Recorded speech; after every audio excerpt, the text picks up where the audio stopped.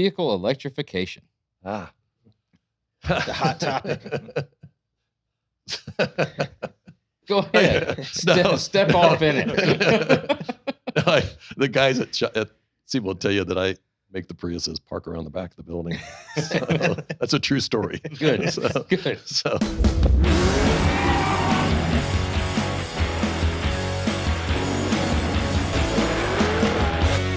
Welcome to Oil and Whiskey, an Ironclad original. I am Josh Henning. I'm Phil Gerber. I'm Jeremy Gerber. Welcome to Oil and Whiskey, an Ironclad original, presented by Blade HQ. Check out Blade HQ. I know some big drops hitting here before the holiday season. Check out bladehq.com/oil and whiskey to shop their selection of knives. Today's guest, right here in the flesh, in studio, in person. Live and on stage. Live. Yeah. That's what they say in the country music world. Live and on stage. Yeah. The country, don't bring up, we're not talking about country music and bands today. I wasn't going to go there. I love country music, but I'm sorry. I know. I'm from the South. There's a couple bands that keep coming up that people think I like, and I don't at all. So today's guest is the president and CEO of SEMA, Mike Spagnola. Hey, glad to be here, guys. What an honor. Pleasure to have you. Thank you. Appreciate you coming out. No, it's been an honor. I wanted to come here, in person. I'd rather try to do this over the phone. Watched you guys for a lot of years, respected what you did. Just fun to be here. That's awesome. You've got an Instagram here. It says it right here. You can follow Mike on Instagram at Spag Senior, right? Yep. SPAGSSR. SR, yeah. So you actually, as president and CEO of SEMA, you're going to put your personal Instagram out there for everybody to hear. Yeah, why not? Why not? I've got a Facebook page. I've got a Instagram page. Man of the people. Yeah, why not? Have some fun. Well, glad you could come. The in-person interviews are always great. We've had some of your counterparts from SEMA on already. Had RJ on and had Tom on as well. Yeah. We tried to get Tom to get a little loose. He was afraid to drink in his office. He said it's still a little too early. He's still on the clock. Yeah. He told me. At He this- told me. at Although he had time. he had it in the drawer. He did. Yeah. He's like, I just don't know. I was like, I'm telling you, just do it. Nobody knows what time this is recorded. Yeah, that's right. Both superstar guys, Tom and RJ, both just great players for us. Yeah, seemed like very solid guys. Yeah. We enjoyed the conversations. Yeah, Tom's a show geek. I mean, he is so into just trade show. And RJ is great car guy. Not too many people know, but he really started with the Fast and Furious films. Yeah, I didn't know that going into it, and Josh kind of told me about that Yeah. tidbit information. That's pretty cool. That put him on the map. What some of your favorite lines actually had to do with He RJ. knows about his car, actually. Yeah.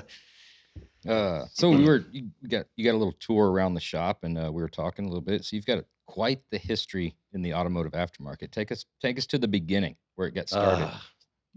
I guess probably all of us, right? It started really young for me. Probably was 6 or 7 years old, and at that time, guys were coming back from the Vietnam War, so we saw.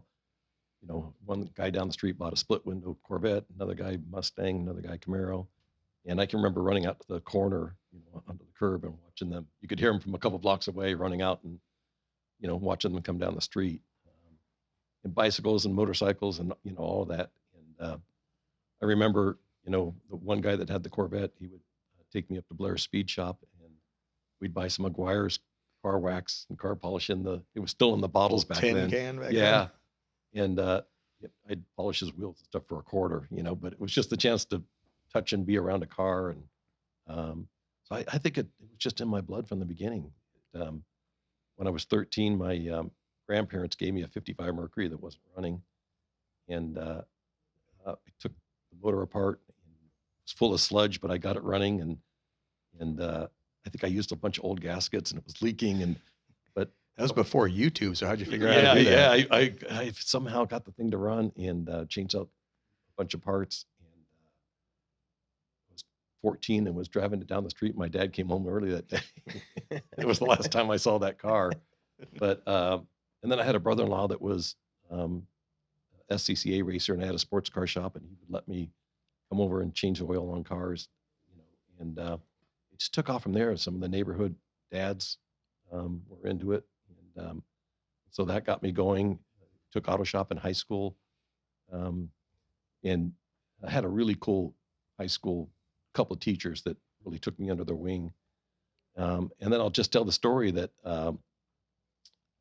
in my senior year of high school, this prominent SEMA member came in to talk to us about the automotive industry. I knew I wanted to be in this industry, but I didn't know how. Like I thought I was going to have to go to Detroit and work on the assembly line. I mean, I didn't know anything about this aftermarket or what was going on. This is Southern California. Southern California, yeah. So this guy came in, he started talking about the aftermarket and SEMA, and he was going to offer a $200 scholarship at the end of the year. He had gone to that school, and he was going to offer a $200 scholarship at the end of the year, a couple of them to the guys that excelled in auto shop. Well, I ended up with that scholarship, and I stayed friends with this guy until the day he was killed. It was Mickey Thompson. Wow, So, That's wild. yeah.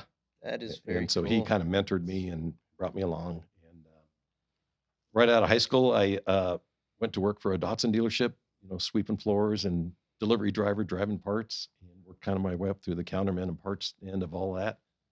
Left there and went to work for a chain called BAP Geon. It was an import car parts company. Stores, worked my way through that. Became a district manager and sales manager. Stayed there for 13 years, kind of learned the import car parts business. Left there and went to a group called Performance Marketing, kind of an aftermarket place. But just through the years then, ended up running my own company, bought and sold a couple companies. I had a large alternator starter manufacturer for a while that we had a lot of the big chain guys. We had AutoZone and Pep Boys and Discount Auto Parts down in Florida. And that was a great business. Sold that in 97 and did an investment with a bunch of guys. We bought traders and this little company called Street Scene and a couple other companies. Wolf Automotive made car covers, all that. Sure. And sold those, kept Street Scene and grew that business for several years, and got out of that in 2013. You kind of dropped that bomb on us Yeah. out there. Oh, yeah. I didn't know about that. I was Yeah. sitting there looking at those trucks, and you just kind of casually mentioned that. Yes. Oh yeah, I used to own Street Scene. Yeah, that was a great company. We had so much fun with that. A lot of lowered trucks Sure. back then, and that grew into a pretty decent sized business.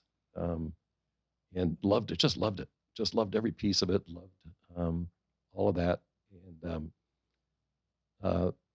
And I was on the board of directors for SEMA, and we had this idea for the SEMA Garage, and I was getting out of Street Scene, and I said I'd come into the SEMA Garage, create that company for SEMA, because I'd done so much work in product development. I had the opportunity to work with Ford and GM and did product development with some of those guys. We did Skunk Works. We did, some of the body kits for some of the vehicles that Ford ended up coming out with. Did design work with those guys. So I'd done so much product development work that I thought this SEMA Garage idea would, we'd be able to help other members develop products and take them to market. And so I said I would do that for 3 years. That was in 2013. And I'm still at SEMA. SEMA. I ended up as the president and CEO. So it's been an amazing ride. I mean, I still just am honored to be with SEMA, and I'm honored to be in this business. I probably, like you guys, I never thought it'd be where it is today, and got to do what we got to do. And if somebody asked me when I was that guy in high school going to auto shop where I'd be today and what I got to do, I would have never thought any of this. That's what I still can't get over, that part of the story is you in high school, Mickey Thompson coming in there talking. It hits home when you start thinking about it from a marketing standpoint, and from an outsider looking at SEMA, you're like, they should be doing. Why aren't the kids at the local high school involved? Well, it just takes one, Right. and look how one conversation, one speaking engagement changed your course of events, and how many people you've influenced along the way. So it's really, I can imagine how passionate you are in your position now to get in front of those kids. And like you said, it's a different mentality. Like from a business standpoint, we're looking at we want to change everybody's minds. We want to get them all. We want to get, as a customer wise, you want to get them all. Well, from a high school kid standpoint, you probably can't get them all. Right. No, but which- they're still out there. Everybody says, oh, the shops are gone and the kids aren't doing what they're doing today. They're still out there. I mean, they're still there. They're still us, from 30 years ago, 40 years ago. They're out there.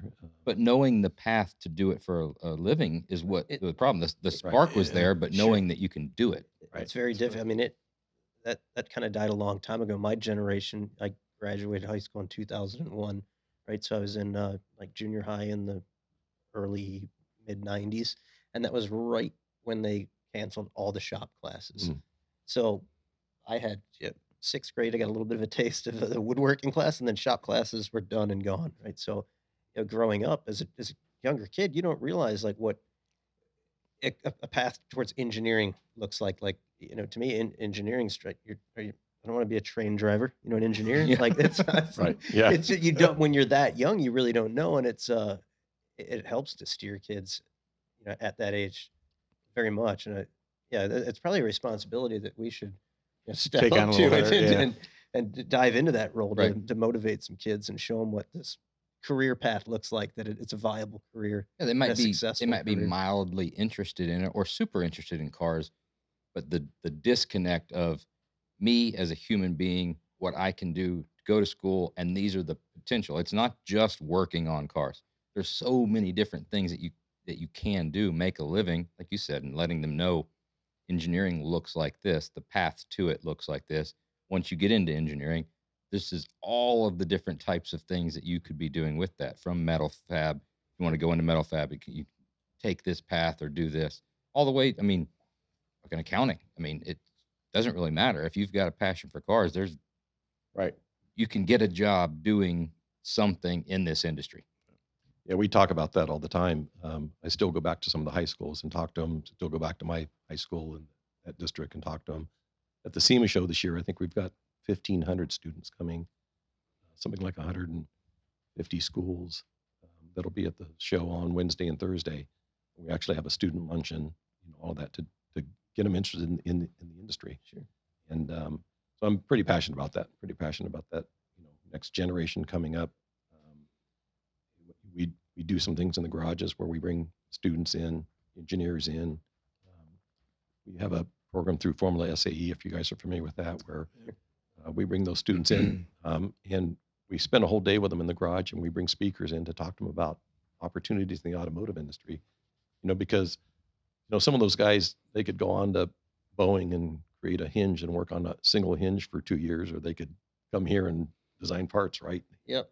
So getting them into our industry, and they could be a bigger fish, in a smaller pond, Sure. just going and developing that hinge, Have a Yeah, lot more fun and do cooler stuff Right, too. and you get to Yeah. see, your product, what you've designed, like come to fruition. Yeah. That he might work on that hinge for 2 years, and then it never goes into production. Yeah. Or if it does, he doesn't know where it lands or doesn't get a chance to see it. So it's a very cool industry to be in. And I can imagine bringing kids onto the floor of the SEMA show. That's got to be the most memorable. It's like on the field of the Super Oh, Bowl. yeah, Yep. 100%. Yeah. That's pretty cool. It is wild. I think that's amazing, everything that SEMA's doing for the kids. But I guess what's hitting home to me, and you even touched on it, is we're on the outside. So we go to all the shows. We hear the same complaints from all of the shops, from all of the owners, from all of the different manufacturers. Everybody's saying the same thing. And then SEMA's doing their part, but we're not doing our part. And everybody that's bitching about it is not doing their part. Mickey Thompson went to that high school Yep. because he went to that school, Right. on his own. Right. And he was doing that. That wasn't a SEMA No, event. you're right. he No, you're right. didn't go and grab that high school and take him to SEMA and then hope you saw something. He was doing that on his own. And I think that, you're not going to get everybody to, but if 10%, 20%, 30% of this industry started taking it upon themselves and do something in their own local area, Right. it will have an effect. We just sit around complaining about it all the time. Right. Yeah. I mean, I worry if I went into a school now and You're tried not to- allowed to go. try to talk. They'd start talking about like NFTs and all sorts of wacky stuff that I'd be in so far over my head with some 17, 18-year-old kids and not know what the hell's going Yeah. on. Dude, we got a TikTok page now. I know. So Yeah, I don't know how to log into it, but I know we've got, That's we've got a awesome. TikTok Maybe we'll page. just go to the high school, whip some donuts. That's, and I then think, might leave. be our area of expertise. If I mean, we, that's what I did in high school. So Right. it'd just be like going back in if time. we get in right? trouble, be like, no, it's a student outreach program. Like we're trying to get kids interested. Sure, sure. You know, you go, yeah, I'm kind of into Japanese cars, but if you go to a Formula Drift event, I mean, there's a lot of young kids there that just love cars, and they don't do it the way we did it, right? Right. And they're doing crazy things, but they're the outlaws of today. Right. Yeah. They're there, you know, and we just got to bring them in. We got to be that group, especially SEMA. You know, I take that charge to say we got to bring those guys in. They got to be part of us. Do you ever do anything at the SEMA show with those kids that are obviously pretty interested to try to get them introductions to, you know, big name builders, OEM level designers, to inspire them to, you know, reach a little further and keep going? Yeah, so at this event that we do at the SEMA show, that'll do Wednesday, Thursday. Actually, they'll be there through Friday. We have speakers. We've got a huge education track this year, something like 70 different education tracks where we can go to, you know, all of us can go to, but kids are going to as well. And we have speakers coming to talk to them about careers in the automotive industry. So, you know, that's our future. Yep. No, So we didn't Ethan get an Frawley. invitation, is what you're saying. No, we're not speaking there. We never got the. We would love to have you guys. Yeah. Trust me. They've listened to the podcast. Yeah, That's, right. they're well aware. Yeah. And No, so that's if it it for- doesn't work out, kids, there's always something else you can do you can fall back and do what these guys are doing. Yeah. Yeah, I was gonna say, for all the other builders, everyone else listening to the show, if you see kids walking around the SEMA show, there's not a lot of them, but they are legitimately interested. They're there for a reason. Right. That's kind of a great opportunity to nurture that next round. And I mean, just like we've talked, you know, we brought our Chevelle to Good Guys Indy, and Boyd Coddington and Troy Trepanier both walked up and talked to us about it, and we were just glowing, like we couldn't even something. talk, and that was an insanely memorable moment that, you know. Yeah, you don't realize that, you know, you guys now, the impact that you have like that. I mean, you know, you guys are known, and it makes a difference. It really does. A lot of It responsibility. is, yeah. Yeah. I'm nervous about that. if they only knew our past, right? So you get into SEMA Garage, you're rolling with that. Let's pick back up to where we left off. Yeah, so you know, we developed the SEMA Garage to be a product development center to help manufacturers. You know, one of the goals I had was in working with a lot of the OEs. Let's face it, they didn't feel our quality in the aftermarket was very good, and so introducing new technologies, introducing more manufacturers to ways that you can do things. We talked about this earlier, but we bought a ferro arm. You know, that was the first piece of equipment I bought, and guys were amazed. We brought manufacturers in, and they were amazed what that piece of equipment could do. And then we had a 3D printer, and we had brought some engineers in. We worked with Ford and GM and FCA and some of the other guys on CAD data and tech transfer, what we call tech transfer, where you can, you know, if you've got a new Mustang and you want to develop a different suspension for it, we can send you the CAD data from Ford, and then you can develop that product. We can send that file back to us. We'll 3D print it. We can test it on a vehicle. So all that kind of product development we wanted to do in the garage. Was there a charge for all that for manufacturers, or is it a SEMA membership? It's a SEMA membership. So as SEMA membership, you can come use the garage. I think our CAD data is $500 a year, unlimited files. I mean, it's worth it for one Oh, file. I mean, your tech transfer, we live on it. Yeah. We could not do what Yeah. we're doing Yeah. without it. And you guys are usually pretty spot on. The new stuff's always like right there for us. Yep. Engines, transmissions, all sorts of stuff. We couldn't build the chassis we do without you guys. Yeah, so great, thanks. And then you know, the other thing that I saw was that manufacturers, you know, you got to get this CARB EO thing done. If you want to build anything that affects fuel or air, you've got to get a CARB EO for it. If you don't, I think the fine now is $37,000 per part sold is the maximum fine. And you know, we just saw one of our manufacturers settle a $2 million fine.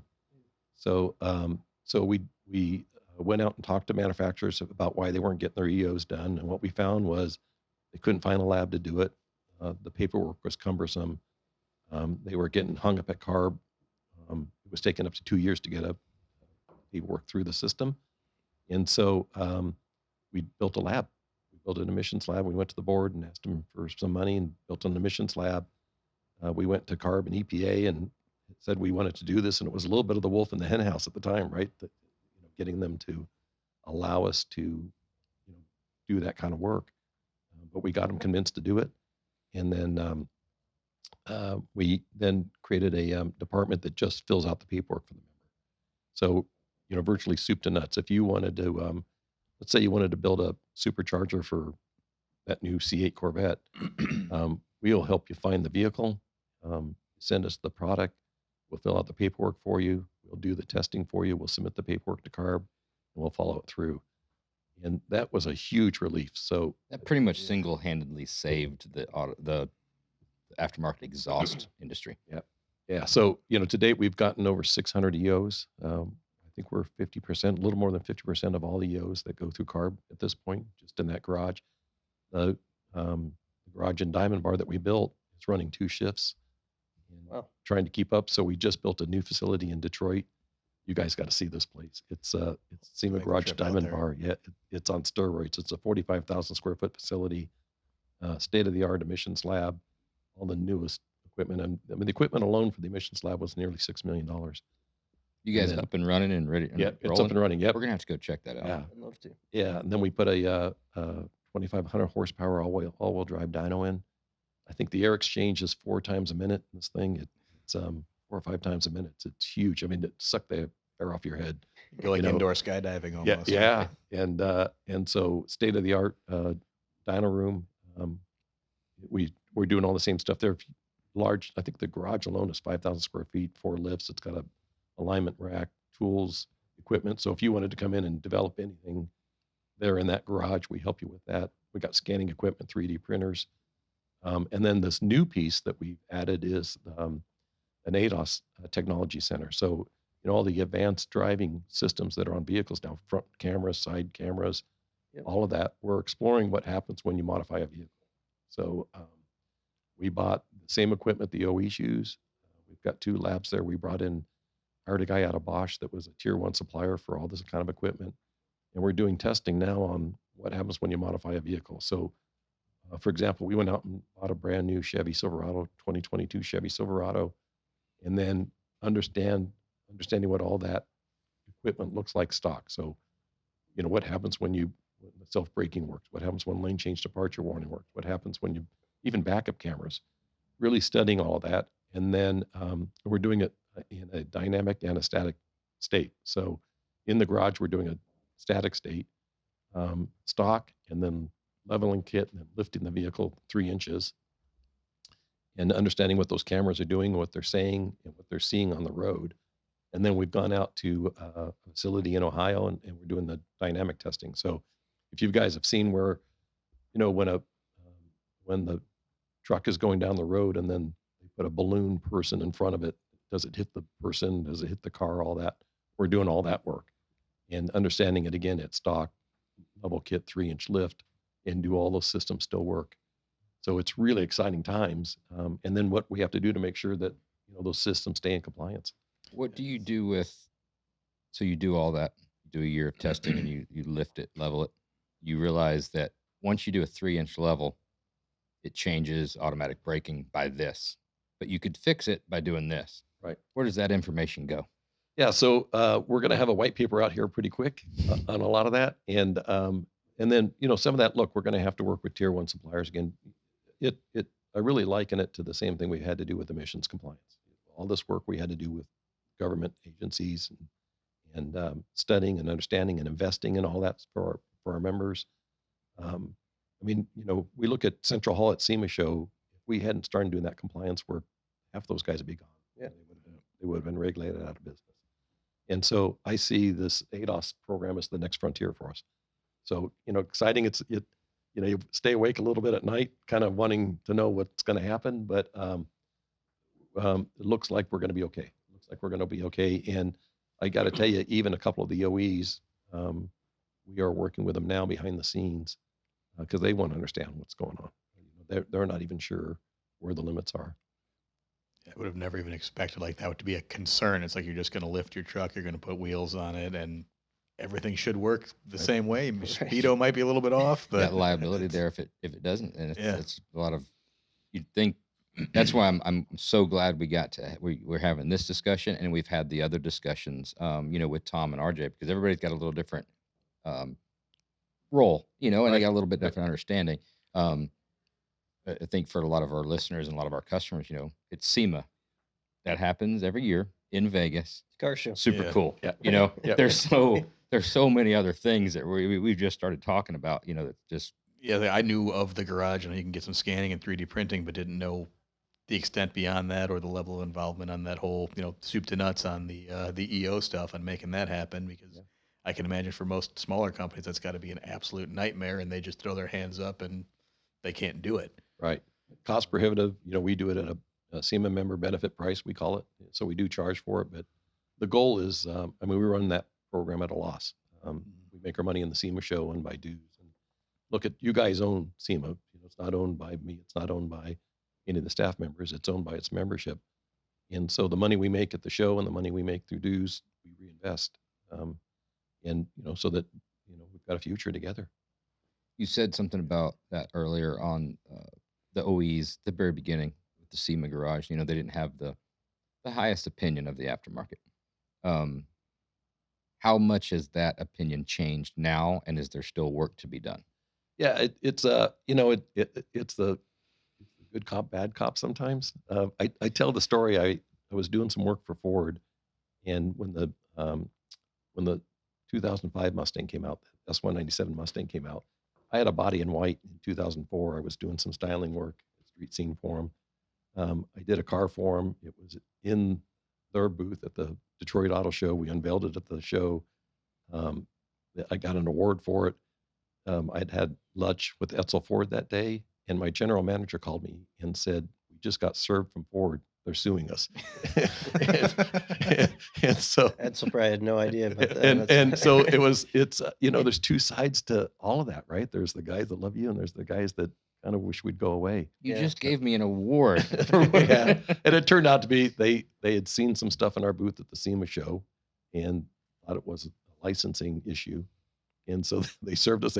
They actually grabbed our catalogs and some of our stuff while they were in our building, and we got it settled pretty quick. But so look, there's still hot rod guys at all the OEs. They love us. I will tell you that the reason we're in Detroit is obviously because we need to be there. We need to be alongside those OEs. They're coming in. There's some skunk work stuff going on. At the end of the day, those guys want to sell more cars. And if we can help them sell more cars, and if we can keep the passion alive and we can keep enthusiasm for their products alive, they want to be part of it. And so, the reason we are able to get CAD data from the OEs is because they get it, And so it's a good relationship. And we're working really hard to expand that relationship with more and more OEs. So, That might help make all the aftermarket parts significantly better, having the access to the OEM level data, so you can get the CAD models and then design something off of it that takes a lot of the guesswork out. And like you said, it's a lot bigger market because most of guys that we know, they're going to want to modify something. So if you absolutely can't touch 90% of this car, but you can modify 75% of the next one, it probably opens up a lot of doors. And look, we also know that the OEs come to the show to get ideas, right? So, the reason you're seeing things on vehicles today is because they saw them at the SEMA show first. Yeah, I've seen some influence over the years. It's interesting to see that. It's very neat. The low volume manufacturing. So I'm afraid that because it was started so long ago and it's taken so long to get where it's at today, SEMA probably won't ever get the credit that they deserve for making that happen. Because let's face it, that's been It's been 6, 7, 8 years. Yeah.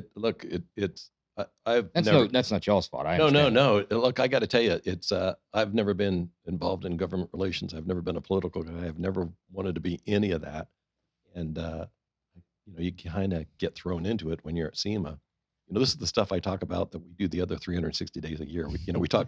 The SEMA show is 4 days out of the year, and it's amazing when you talk to somebody that we're based in Southern California, but when you meet somebody and they say, "Oh, SEMA, so do you live in Las Vegas?" No, we do our show in Las Vegas. Before we get into this answer, was the SEMA show honestly just a way for all SEMA staff to blow off steam for a week in Vegas for the other 360 days that you're doing all this other stuff? Yeah. Let's say, I mean, almost for everybody that week of SEMA, that's about the only glamorous time for any of these businesses, you know? Yes. Everyone's there and it looks phenomenal. It looks great. You know, we have our best stuff on display. And you go right back to work. Back you into know, You do, it's hibernation. not- yeah. and I'm sure it's the same way for you guys. And you yeah. swear next year you're going to start earlier on that project video. Yep. You absolutely swear I'm not going to wait till the last week before the show to get that thing finished. Of course. And then we do it again. Oh, Well, it's, we're a glutton for punishment. Every year, it's you kill yourself leading up to the show to get a car or multiple cars done. You get there, you're just dead. Like you're a zombie for Monday, trying to recuperate before the show starts on Tuesday. You're like, well, that's it. We're never doing this again. This is the absolute last time. I know he said it for 5 years, but this is it. We're not doing another one. Ugh. And then you see the response, and your stuff's all over the internet. You may win an award, and you just talk to so many people that are so blown away and impressed by what you built, and you're like, yeah, all right. So next year, here's what we're gonna do. We got to do. Right. And you just get amped up to do we it joke again. all the time. SEMA is the only show that happens yearly, every 6 months. Because that's what it feels like. Yeah. It's like every year, but in 6 months it's there. And then, we own the PRI show as well. We own PRI. And so that's the month after that. So Yeah. it's a crazy time around our offices right now. I bet. So back to low volume manufacturing. So that's happening. Yep. Finally, everything's worked out. There's lots of things in play. Everybody that thought they were going to do it 7 years ago, some of those guys is hung with it. Some of those guys haven't, unfortunately. What do you know about the engine side of things? Yeah. We're working really closely with a couple of guys right now, and I wish I could tell you more, but Nobody listens. It's fine. we're on a non-disclosure. We're pretty close to having some engine packages. I think there's some exciting stuff going on. I literally had a meeting on it yesterday with the manufacturer. So, CARB has made it tough again on some of that stuff. I mean, I'll tell you how crazy it is. Even to do an EV package for a low volume act vehicle, you have to go through certification on that EV motor. With carb? Yes. That's how messed up California is. Yeah. So you have to do a rundown test. You have to literally, let's just say that electric motor and battery package and all that, and you want to put it into, I hate to even utter these words, but say you want to put it into a 65 Cobra replica. Sure. That package has to be tested in that platform and pass before you can sell that package legally. What exactly is it that they're How's looking it, for? On how's it going to fail? Yeah. So there is a Are test. they It's still a- testing for emissions on that? No, they do we'll get to some brake stuff in a minute, but they actually do you charge the thing up and then you run a trace on the dyno. So it may have to go from 0 to 20 miles an hour up to 50 down to 40. They actually do this engine trace where you're driving the vehicle, and then what the rundown is before the battery charges out, and then you plug it in, charge it again, and how long it takes to charge it up again, and then you run the test again. And you have to do it at a certain temperature. So, for example, EVs don't do as well in cold as they do in hot, right? So there's a standard that you have to run. And is that basically like the equivalent of fuel mileage? I mean, are they looking for what kind of draw this would right. have on a power grid? Yeah, exactly. Yeah, exactly. Okay. Yeah. So I get So the the- thought process there, but Yeah, probably but it's not it's super critical. For, no, it's what's crazy to me. they're For the worried 500 about that are gonna be them. They're built. not worried about the customer of that final, low volume manufacturer of getting what he's paying for. Yeah. They're worried about like, all right, how many of these guys what is going on? Look, we got a great relationship with CARB and EPA, so I don't, Absolutely. but it is great. I mean, I'll give you another idea. I mean, if you take an E-Rod and LS motor and put it into an older vehicle, it's cleaner. No matter what, Yeah. it's cleaner. But the course. standard that you have to go through to show that is, in my mind, overreach. Sorry, CARB. That's wild. I think that it's now that thing's rolling, you get some engine packages, figured out. That's going to be exciting. I think it's going to be exciting to see over the next few years too. what a The amount of creativity and the things Oh, that people. sure. Well, I mean, we followed that for years and years, but for the people who don't know, what are like the bullet points for if you could sum that up, that low volume vehicle Yeah, so manufacturing, what I exactly? mean, for example, now you can build a brand new old Bronco from nothing, right? So you can build the chassis, you can build the body parts, you can virtually build a vehicle from nothing. Once we have this engine package sorted out, you'll be able to put that engine package in and be able to, a manufacturer will be able to build the vehicle soup to nuts ready to go. So currently the law is, or the law has been, you've got guys that are building packages, Cobras, but they can't put the motor in. You have to sell it to a consumer.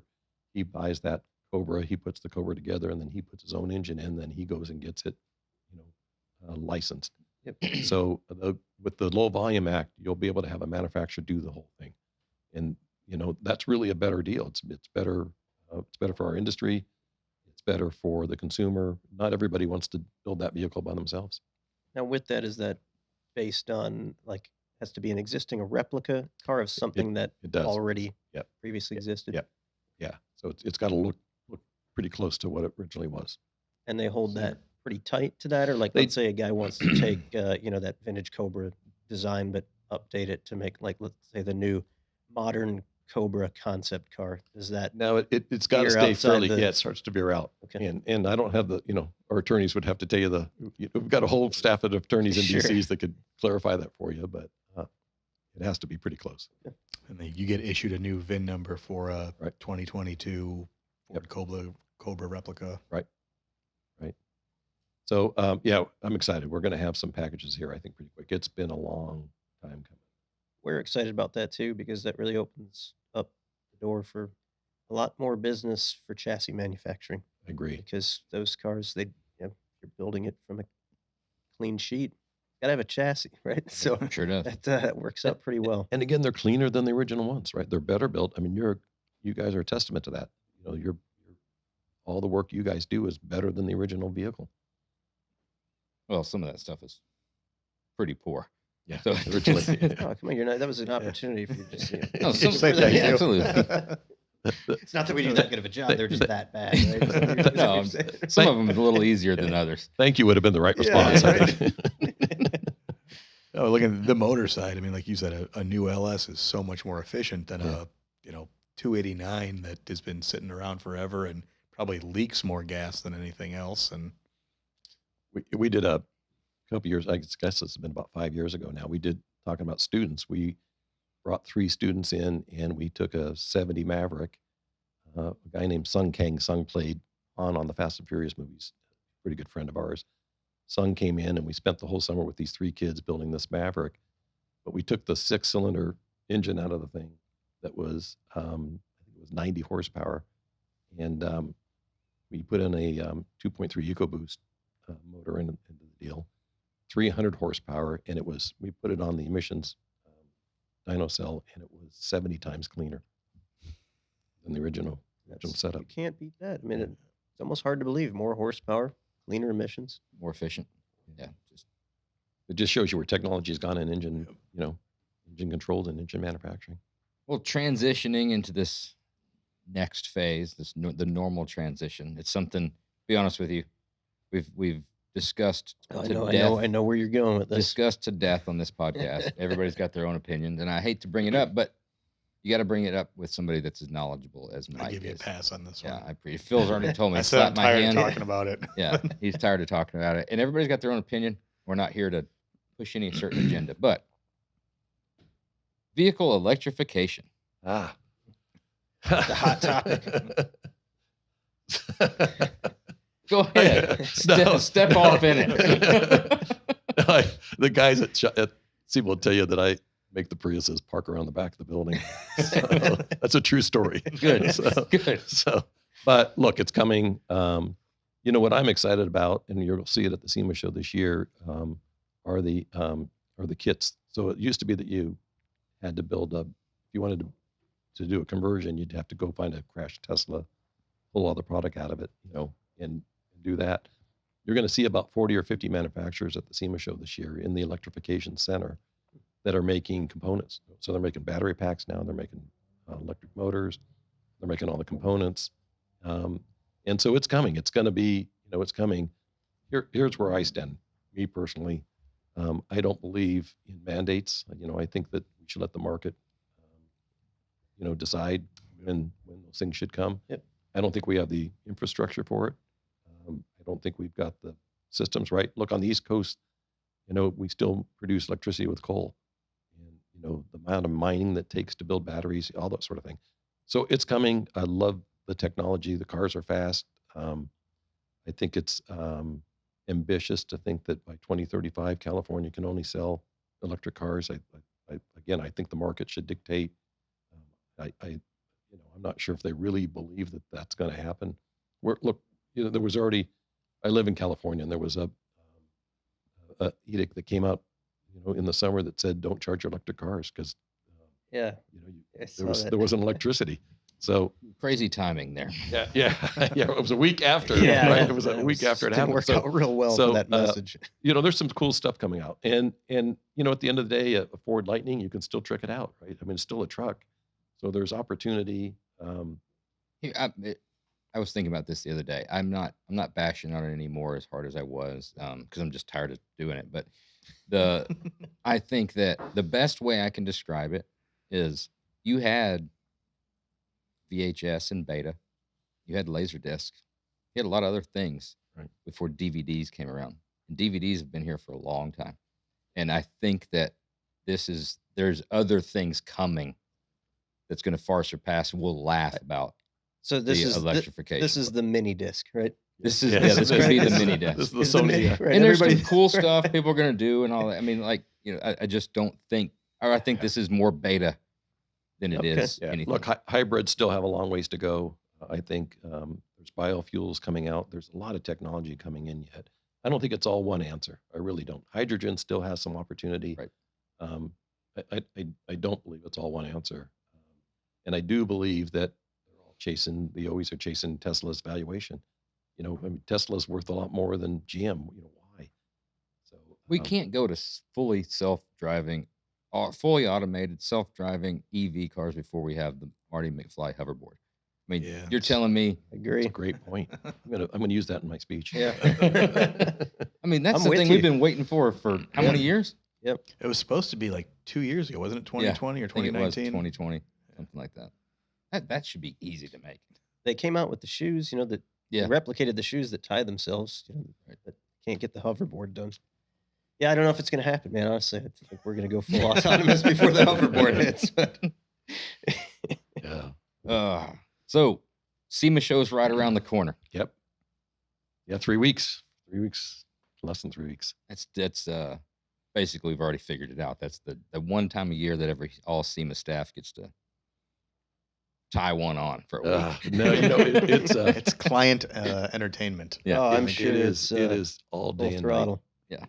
We've got some of the teams. The show team they're there 2 weeks before the show, so it's a big production.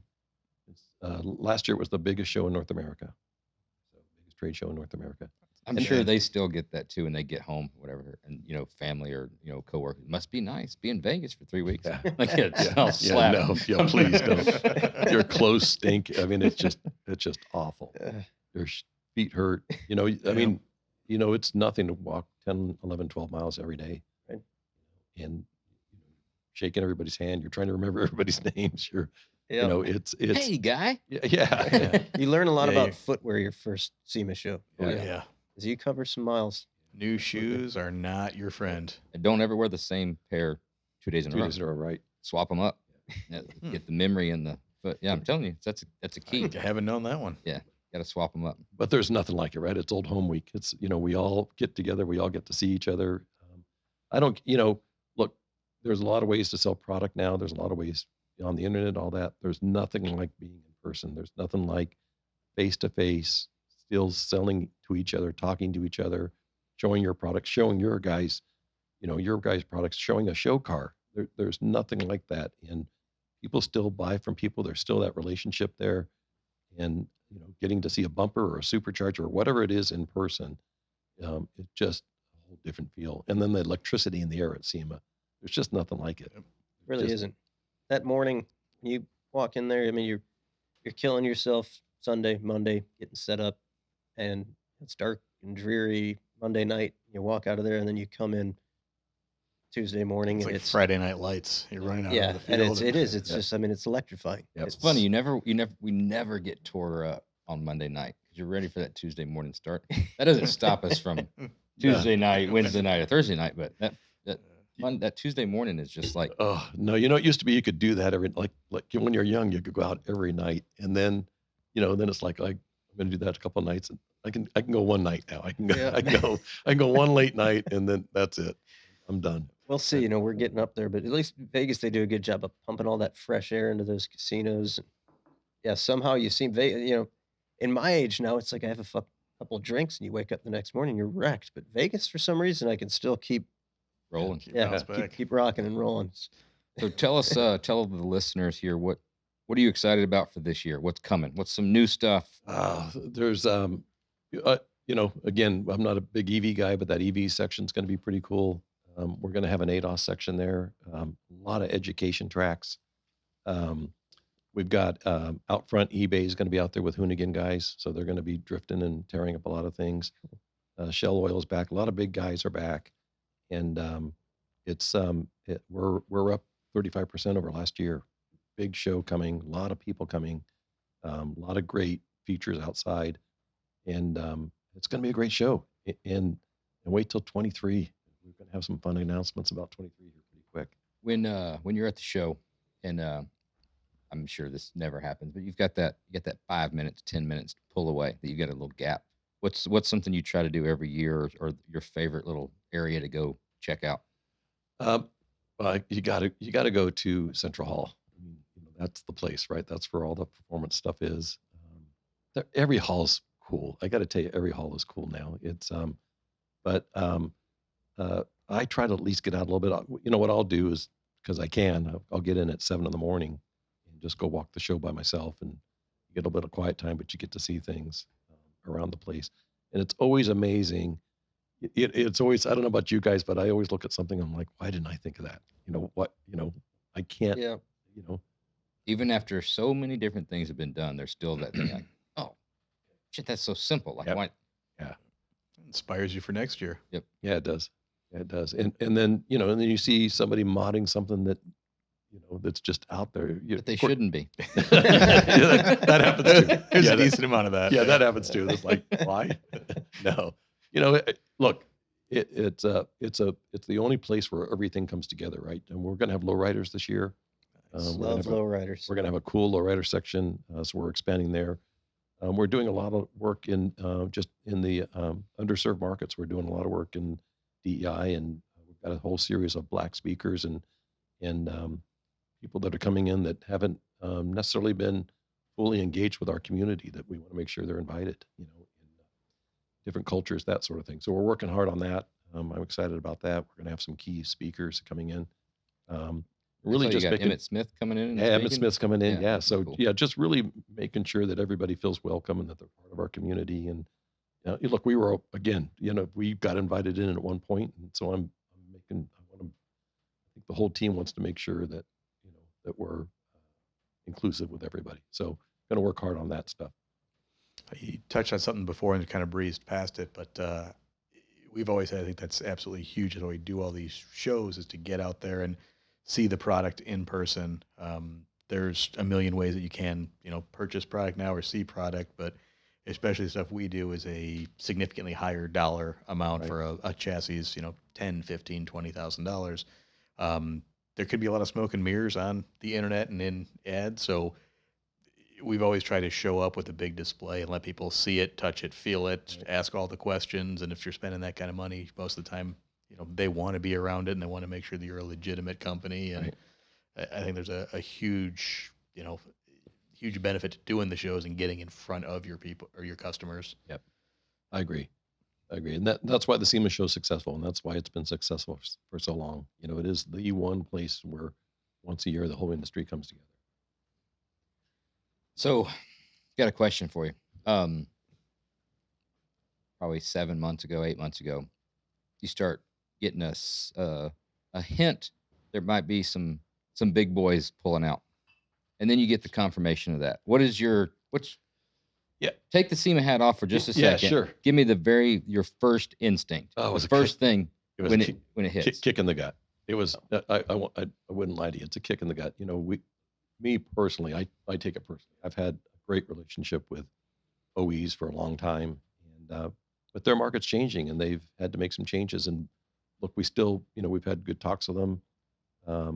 When GM pulled out, I got a call from an executive at GM. He called me at home. He called me on 7, 8 o'clock at night at my house. So it would have been 11 o'clock Detroit time. He said, we're going to make an announcement tomorrow, but I want to tell you first. That's the kind of relationship we have with these guys. But I think they'll be back. I think there's some change in what they're doing. We still work very closely with them. We've got to offer value and they've got to see it. But I think they'll be back. I think there's so much going on right now that there's no doubt that they're having trouble manufacturing new vehicles. We're usually, 17, 18 million vehicles a year. We're down in the 13.8, 13.9 for this year. So they're struggling. They can't get product. They can't get chips. They can't get components. They are focused on this EV market. It's not the best message to debut yet another 4 new vehicles and show off all these things that nobody can get their hands on. Right, yeah. I get that. Do you think it was any follow the leader there? Yeah, there was a little bit of that, but we filled those spaces. I mean, it was, I was talking to the guys and it's sort of like, you put your finger in a glass of water and you pull your finger out, it fills immediately. That's a bit what we did. So look, we're hoping they're coming back next year. We've got some new product we're going to be offering them. But we'll carry on. So we talked about it with Tom, a good bit, and I looked at it as they got some, it's cool that the OEs are there. But it doesn't make or break anybody else's business. It was always, in the early years, it was always just another sign of kind of like legitimizing what we were doing. It was kind of like, all right, well, at least with the big boys. Yeah, or at least we're where like, the big boys are at, Yeah. or at least we're doing something right. But I think that time is kind of gone, and it's you don't need to be legitimized really at the show or this industry or what you're building or stuff like that anymore. And it's kind of, it is what it is. Yeah, look, Dodge is there this year, Mopar's there, Nissan's there, Toyota's got a huge display this year. So, some of the OEs are still engaged. They're still there. They're, everybody looks at the market differently. But we're up 35% with those 2 players gone. So Solid. it's we're in good shape. It hurts. It's no doubt it hurts. And It should be different. yeah, and it again, I probably take it personally, and I know Tom does, and the guys do. And I got to tell you, the guys that we know at those OEs take it personally. They want to be there. I can tell you that Ford and GM are both scheduled to be at PRI, so they still see the value at PRI, and we're excited about that. Good. Yeah, for us, it's just we've got one beautiful classic Chevy vehicle that the customer is he's used to the show circuit, right? So without Chevy there this year, that means no GM Design Award, which Right. was Yeah, we did hear about I was that. like, don't worry about it. Yeah, we We're did hear good. about that. Yeah, so the car's beautiful. Yep. Right? As long as you like it. It's a difficult one. That's all that matters. Right? Yeah, look, again, we've been able to fill those spots. We're going to have a rockin' show. We're hoping those guys will be back next year. We're already talking to some of them about next year's plans. So. Nice. Absolutely. How was the opening of the new hall helped out?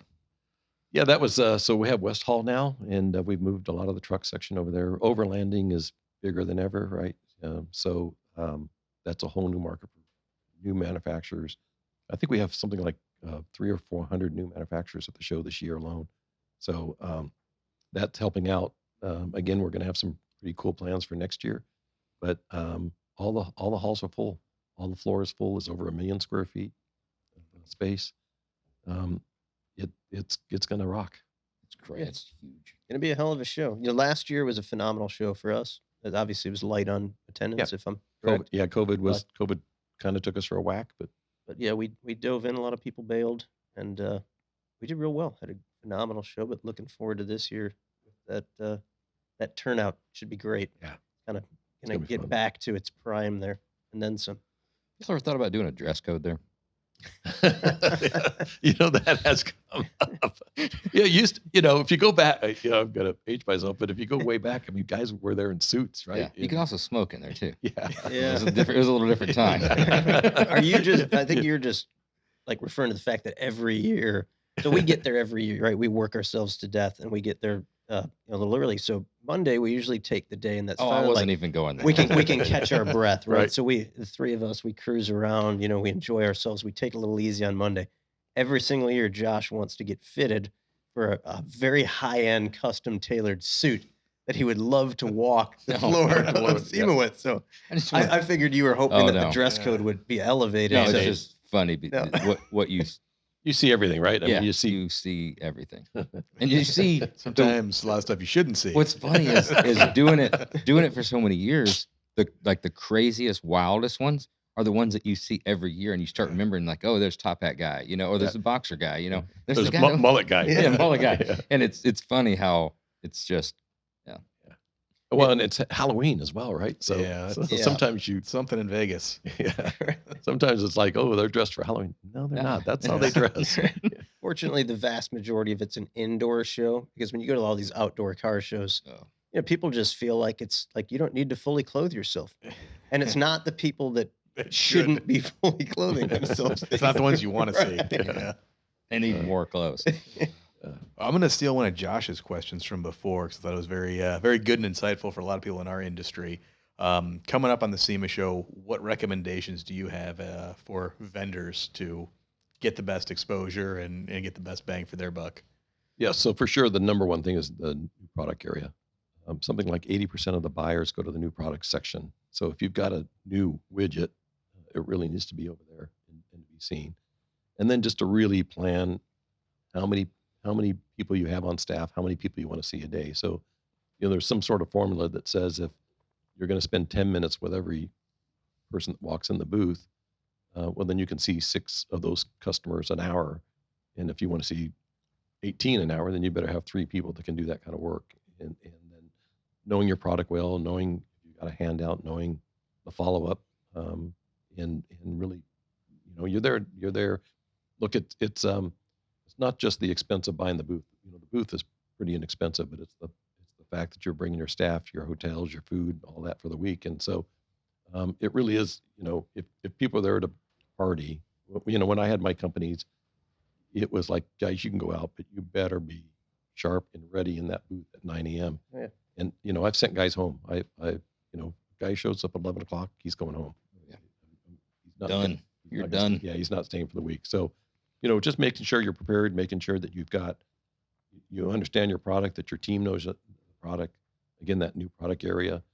Having the right promotion, making sure that your customers know where you are, pre-promotion, all of that makes a lot of sense. What do you think from the SEMA as the organization standpoint? What do you think is the most underutilized portion of membership?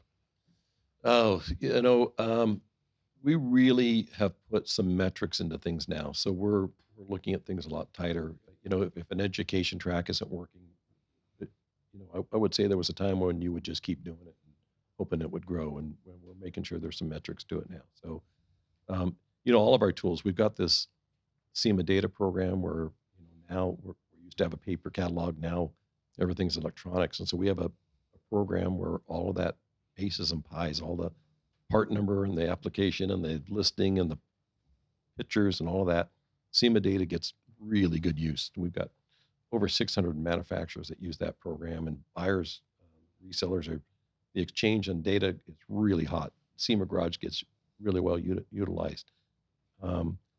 We've got this council program that gets really well utilized. The show gets really well utilized, obviously, but there are people that come to that show every year and buy a booth and just expect people to walk up and buy their product, and you've got a plan. And we actually do a SEMA summit. I've been there. Yeah, that we do in July. So especially for newcomers, that if you think you're just going to come to the show and lay your product out and hope that you see them, right? We'll see people sitting in their booth all week or sitting in a chair. Yep. God, it used to drive me nuts if somebody was on their phone sitting in their chair and you walk by and you're not engaging that person. I learned a lot from the summit, and I definitely encourage anybody that hasn't been, or especially first-time exhibitors or new exhibitors, to go. You learn so much about the inner workings, and you almost feel a little more comfortable. You're kind of like, Yeah. all right, I kind of know how these things are, going, and know who to talk to, and your numbers. Yeah. You get a lot of.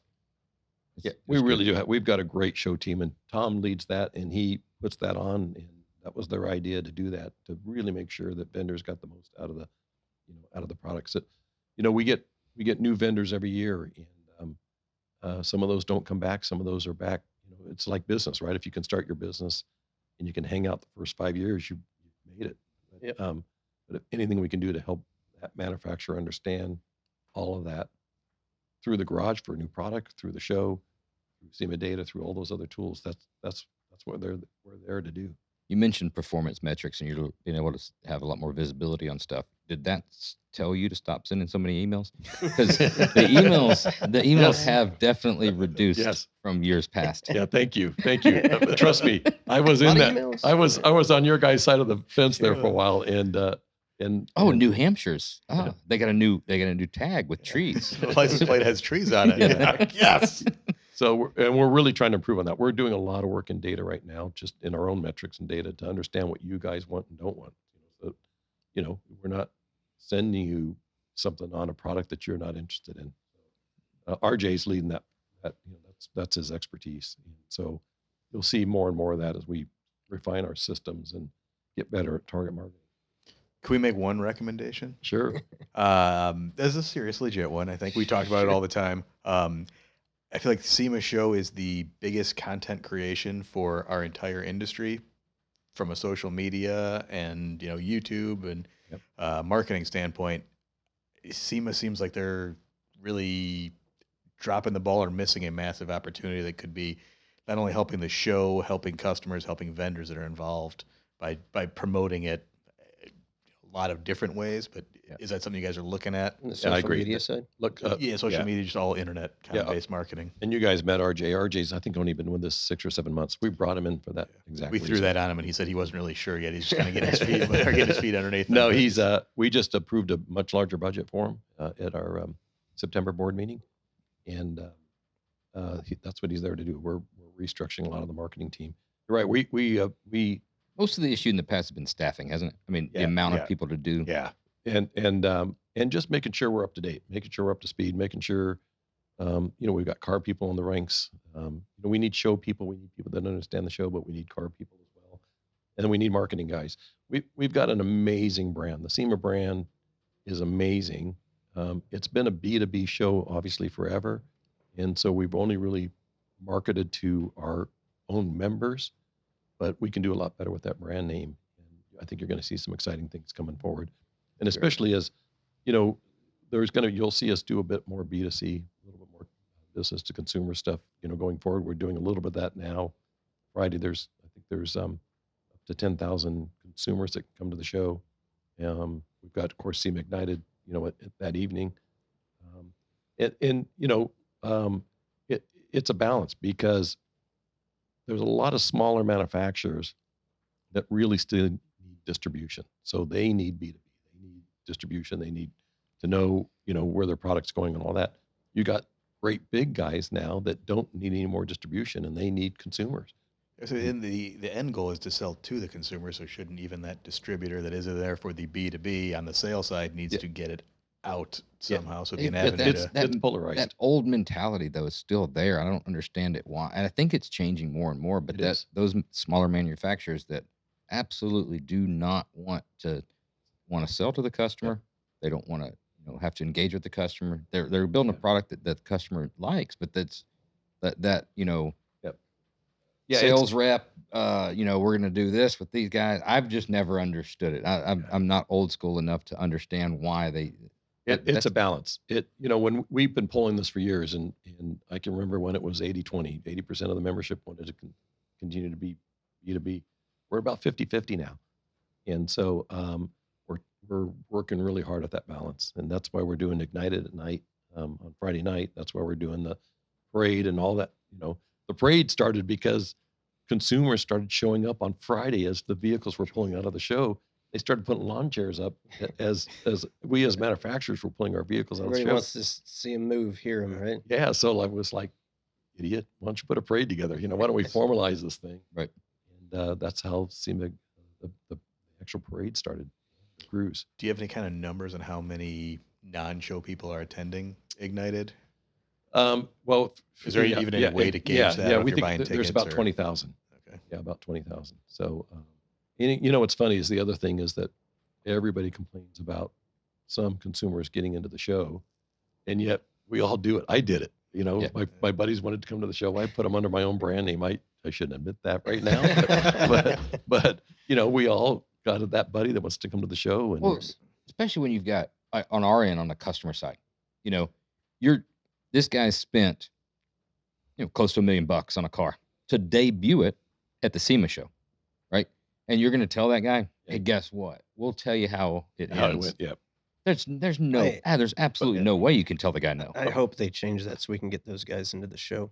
because we've never broken that law before. I mean, Come on, I just admitted it. and yet, but we also, we also get complaints because we're pretty tough. If you don't have, an email address that matches the name of the company, if you don't have a business license, if you don't have a website, we check pretty close, because there are guys that try to crack into the show that shouldn't be there. Yep. Yeah, we're over there forging paychecks and business cards and email addresses. yeah, I 100% understand how diligent you have to be on the security part of it that way. I do think that it's adding extra work for you, that there should be some type of portal, for an exhibitor. Hey, this is the deal. This is why, or whatever A reason. validation. A validate. process, I know you do have your seniority, your validation. These are the guys. Okay, you want to buy 2 extra ones, and you're the one that's doing it, and it goes to you, to your whatever. Yeah, There's got to be a way. Yeah. So stay tuned. We're looking at all of that. We're looking at ways to balance it. You'll see some exciting news coming out soon. What has SEMA ever looked at doing other smaller multiple events throughout the year?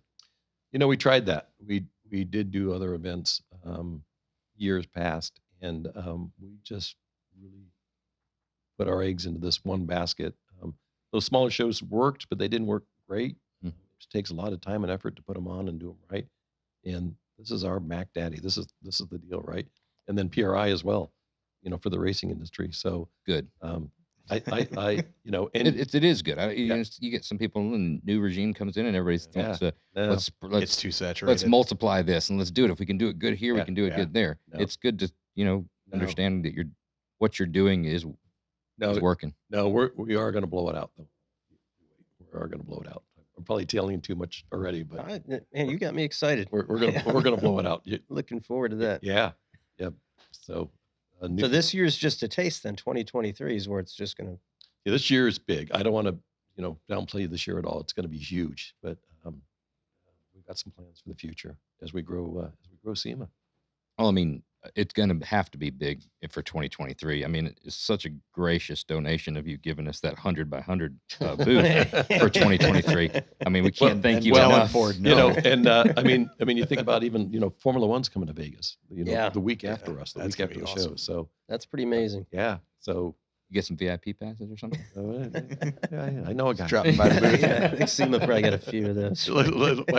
my kids have hit me up so many times already. We just got to get a room on the strip. I'm I sure. wonder what like the premium is for a strip view room for that. It's going to be phenomenal. Yeah, And, those are and people will pay it. Yeah. You just get it the week before and put the security lock on it. I'm not coming out. Yeah. So now we reached the point in the interview where we ask some of the standard questions. Okay. This is where we get to the fun shit. All right. This Yeah, is where cool. So this is the stuff that we ask every single guest, no All right. matter who they are. All right. All right. First up, what's your favorite car movie and why? Oh, God, my favorite car movie. I think, I was involved in, don't hate me for this, but I was involved in the first Fast and Furious film. I did some of the body kits for that. So, Number always- 1 was good. That, Yeah. that still holds a lot of yeah, water. yeah, some of those old Japanese cars, I was involved with those. So that's fun. You got to go Gone in 60 Seconds. There's so many. Ford versus Ferrari wasn't bad. That was pretty cool. Sometimes some of these questions are like asking who's your favorite kid is. No, everybody usually does Isn't more that than an one. easy- Take a Isn't that an group. easy answer? I've got Yeah. 2. I mean, I can tell you right. Yeah. Yeah. favorite kid. Yeah. That's an easy one. Oh, the Fast and Furious. I'm telling you. That's good. We go Believe it through- or not, that has come up a few times. Has it? Yeah, Yeah. and the first Fast and the Furious, that was a phenomenal movie. Yeah. I mean, that did I've got wonders for the friends industry. in it, anyway. There was I'm pretty nothing- closely tied to it. That's There cool. was nothing at that point in time that was mainstream automotive aftermarket on the big screen. Forget if it's foreign, imports or Yep. muscle cars or anything like that. It was a customized, of our era, like modern day customized, in 1990 or 99 or 2000, 2001, whatever year that was. Sounds something good. like that. Yeah. I mean, like And then the last one they went to space. Yeah. So Well, you can rag on it it, but changed a like little. put Vin Diesel in that Charger next to John Milner in his 32 Coupe. it'd be You know, a as much as race. I love American Graffiti, I mean, honestly, who's Yeah. more Oh, badass? yeah. You know, Oh like, yeah, Vin Diesel would have Right. whooped his Yeah. ass in more ways than one. Yeah. All right, next up, what's your favorite car? Again, it's like you're asking me like who's my favorite child. All right, besides- to rephrase the question. So no budget. You could buy anything you wanted right now. I like old Ferraris. I do like old Ferraris. I like old muscle cars. I like. like 87 Mundial. Yeah, That's yeah, my- that's my favorite. Yeah, how'd you know? No, 250 Most GTO, enthusiasts. 275, 250 GTO, 275 GTO. I like old Japanese cars. I have a collection of old Datsuns that I enjoy tinkering on, and I'd like to have a 510 one day. Yeah, just an old 510 with. I'll show you some pictures. Really? Yeah, I was always a In fact- notchback VW in fact- guy, and I think the 510, a little bit more size, and you can put a little bit bigger motor. in fact, I hope my wife's not listening right now, but if you go on Bring a Trailer right now, there might be a bid for a 510 that has Spag Senior listed as the highest bidder. Oh, really? Yes. Add When another to does the stable? when does this come out? It'll be long after Yeah, the auction's okay, over. okay, so okay, you're okay, good. Yeah, you're You're good. good. exactly. Okay, Nobody's good. gonna. Yeah. Nobody's gonna snipe you on that. Good. And you have So time what to you explain it as well to the wife. Yeah. You talk about all these, She's been supportive. So. these big dollar classic Japanese cars, but the majority of the car was built in the shop by Mike O'Brien, our engineer. It's now at his house right down the street, but that would probably take the cake as the world's most expensive Japanese Oh, by far. car. You think? Yeah. I don't know if you're familiar, if you've seen this Datsun pickup truck that it's all over the Instagram. I mean, that right? it's over the It's- top. It'll probably at some point, I'm sure, it'll debut at Wow. at We can SEMA. SEMA. We could I don't pull think some he's stuff not up. really like pushing to get it done there, but I mean, just next level. My kids have a couple. They've got several Datsuns as well. But my youngest son, Mike, did a Datsun Roadster with an SR20 in it that was at the SEMA show a couple years ago, and it just appeared on Jay Leno's garage. So Oh, they, wow. they did a whole story with it. That's So he cool. was as a 26-year-old little punk. I think it was 40 years old but the first time I got a cover of a magazine, and he's 26 and So here's some of the stuff he's doing on model. Let's see, we got some of the molds. There's And, got to be some pictures of yeah. some finished Yeah, product that's stuff. product shot for type. Let's go. Yeah, this is all Datsun pickup truck. That's crazy. Unbelievable. There you go. Yeah, I love me an old dot. Oh, look at Yeah. that. Wow.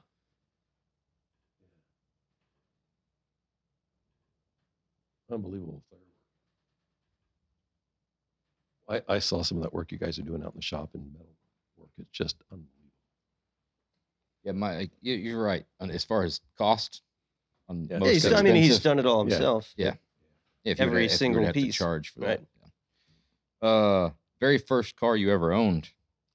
Well, it was that 55 Mercury when I was 13 that got taken away when I was 14 and I got my ass whipped. And then You never got it back. no. And then when I was 16, I bought a 66 Datsun truck from a gardener. I'll tell you how bad it was. He didn't want it anymore. And then I remember I heated the springs to lower it. And so, yeah, that was probably my first real play, get out there and enjoy the world. Favorite, best, funniest SEMA story. And I mean, come on, you know the inner working. So I want you to bring the spiciest that would allow you to stay employed. Yeah, I don't know. There's so many.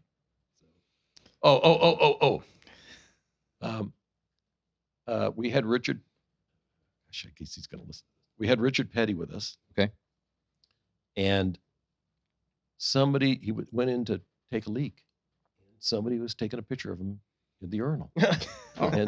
And so I had to grab the guy's camera, his phone, and I'm like, that ain't cool, dude. You know, I mean, he had pictures of him standing at the urinal that he was going to King. show the king. You know, and just, King you know, of the throne.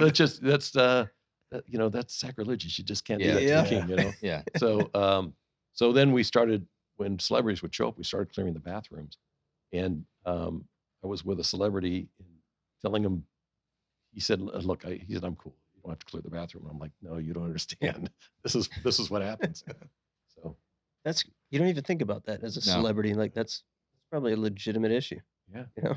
And I if mean, I'm you ran TMZ, into Oh. what's Jason Momoa? Yeah, I ran into Jason Momoa in Vegas. We went to the Guns N' Roses concert. Went to the bathroom, staring at urinal. Momoa comes in and he stands next to me. When we go to leave, I go to wash my hands, and as soon as he turns from the urinal next to me, and the guy comes in, he's like, "Oh man!" He tries to give him a high five, and Momoa's like, Yeah, dude, yeah. I just got done." Yeah. He's a big dude. guy. Yeah, huh? yeah. Yeah, I'll bet. big dude. I'll bet. Really, really big. Next up, where was I at? Lost my place. you're down there. Oh, best piece of advice you've ever received. Work hard, play hard. Work hard, play hard. And I try to live that today. I try to have fun. You know, I feel like I'm still a student in the industry. I still read everything I can. I read Auto Week. I read everything I can. I try to study the industry. I try to stay up with trends, try to understand what's going on in the marketplace. But I also like to play hard, you know, and still try to. It's like a get out- reward. Yeah, It's still with the kids, we get out and play with race cars and go do some track days and, you know, go have fun, go boating, go enjoy a little bit, right? You know, my wife and I like to travel some, so. That's what it's all about. The only problem with that, I mean, me and Phil kind of have that same mentality, but when you work hard and play hard, you're just always working hard. Yeah, You that's know, true. Because it Yeah. takes hard work to play hard. Yeah, So true. you're out there True. racing cars and you're working your Yeah. butt off, and it's Yeah. But yeah. you had to, you know, look, if you think you're going to be in this industry and be successful and be an 8 to 5, or it's not going to happen. you're not going to be guys. successful, You're or not not gonna going be to be successful. here long. It takes hard work. I guess in any industry, if you want to be successful, there were a lot of guys, you know, I can tell you in my life that were smarter than me, that had huge college degrees that didn't work hard, you know. And if I've had any success in life, it's because you put in the effort. Yeah, I mean, I guess a lot of that has to do with what your definition of successful is too. So, I mean, some people's definitions of Right. success True. is earning a living, Right. True. you know, and True. it's. But there's they, all- but you'll get kids today that want to come up and they're like, how did you get to where you are? You know, and it's like, Right. you know, got to put in the effort. it takes time. Yeah. If you were to go back in time at any point in time, what time would it be, and what would you tell yourself? Oof. Yeah, you always think that, don't you? I mean, there's a lot of things if I knew, you know, what my knowledge is today, then I think you always want to balance risk and how much risk you want to take, and is it smart, and, you know, not dive into just any stupid thing, right? Really think about it, really understand what it is you want to do, and is it the right move, and not be impulsive about things. Would you tell Yeah. yourself to push harder or back off? I don't think I'd ask myself to push harder. I push pretty hard, even you know, look, I could have retired. Or take more chances? I mean, by Yeah, that. yeah. I did. I came up kind of through some corporate ranks in the beginning, and I wish I would have stepped out sooner, probably. Sweet. Yeah. This has been fun. Great. Awesome. What's Ask me what I got in my pocket. I was gonna ask you what you got in The your pro- the pocket, but problem the when problem people is I come know to- you flew, Yeah, when people But- come visit. but yeah. we're gonna do it. All right. Okay. I hate to.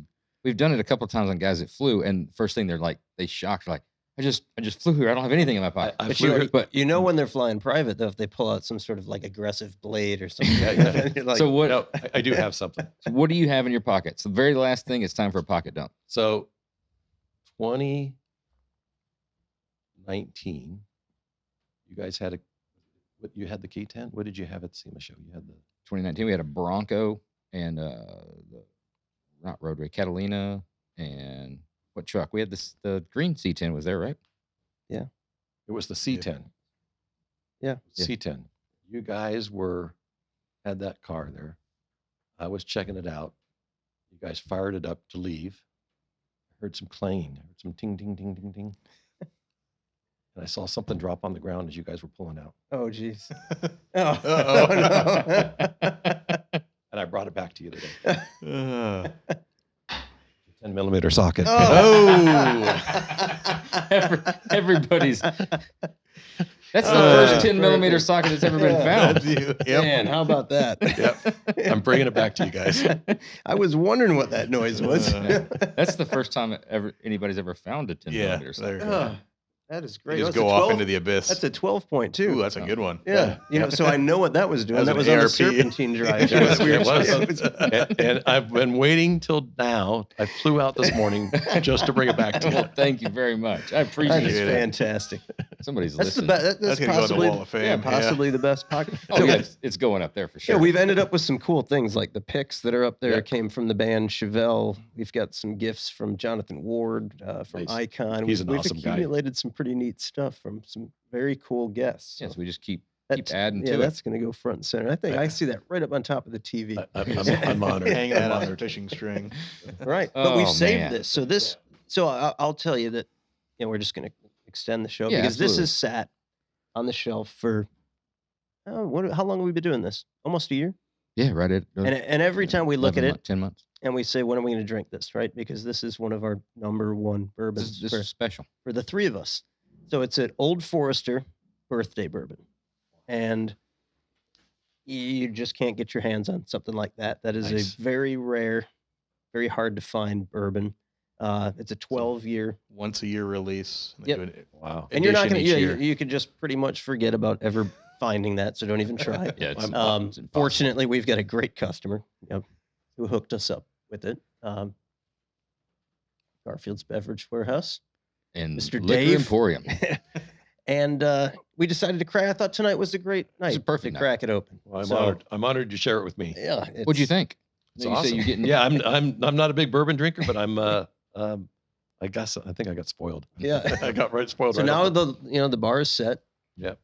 It's and the, it's only going to get worse what's from that? The there. right? 20? Is it 21? Yeah, it is. All right. So